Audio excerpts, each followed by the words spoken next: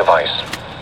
During potentially dangerous weather situations, specially built receivers are automatically activated to warn of the impending hazard. Tests are normally conducted by the National Weather Service every Wednesday and Saturday between 10 a.m. and 12 noon.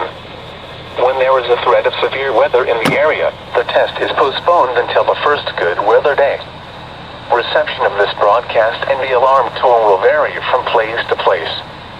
This variability, normally more noticeable at greater distances from the transmitter, will occur even though you are using a good quality receiver in perfect working order.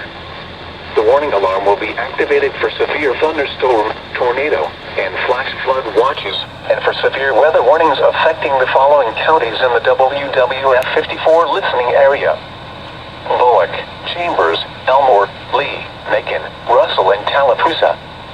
This has been a test of the NOAA Weather Radio Warning Alarm device. We now return to our normal programming.